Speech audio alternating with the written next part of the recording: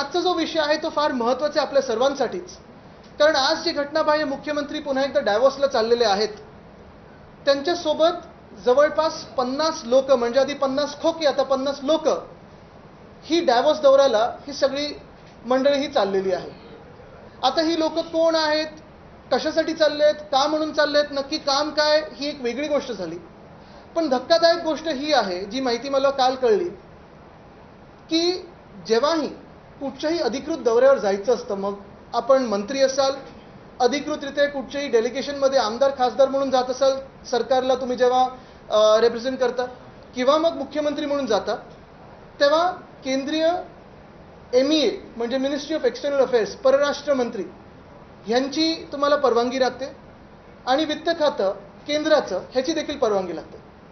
ह्याच्यात जेव्हा आम्ही गेलेलो डॅव्होसला असेल, COP26ला असेल, दोन्ही वेळा कुठेही अडचण नाही आली. आम्हाला जी काही आम्ही नावं दिलेली, जी काही पूर्ण यादी दिलेली भेटीगाठीची, ती आम्ही सगळी सबमिट केली होती, आणि 48 तासात दोन्ही खात्यांनी आम्हाला क्लिअरन्स दिला होता. परवानगी देतात, असं नाही की काही लपून ठेवायला लागतं. पण गंमत अशी झालेली आहे, धक्कादायक गोष्ट ही आहे, की केंद्रात पण सरकार भाजपचंच असताना इथे भाजप प्रणित जे खोके सरकार बसलेलं आहे, ह्या 50 लोकांमधून मला वाटतं नुसतं 10 लोकांना परवानगी मागितली होती, आणि परवानगी जशीच्या तशी दिली गेलेली आहे.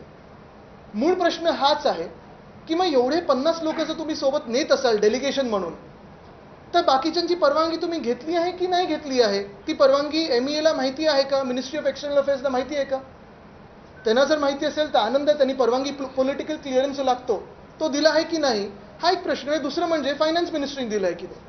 कारण यावेळी ठीक आहे, माझी भीती असल्यामुळे त्यांनी चार्टर प्लेन घेतलं नाहीये, माझी भीती असल्यामुळे मला वाटतं एक त्यांना इन्स्ट्रक्शन गेली की 20 कोटीच्या वर खर्च दाखवू नये, असं सगळं आहे. आता ते कसं त्याच्यात बसवणार आहेत ती वेगळी गोष्ट आहे. पण 50 लोक, आणि 50 लोक कोण आहेत, तर ह्याच्यात आपण पाहिलं असेल मुख्यमंत्री आहेत, उद्योगमंत्री आहेत, एक खासदार आहेत, त्यांचं अजूनही तिकडचं काम काही स्पेसिफाय केलं नाही आहे. त्या खासदारांचा खर्च कोण करणार आहे, राज्य सरकार करणार आहे की केंद्र सरकार करणार आहे की स्वतः करणार आहे?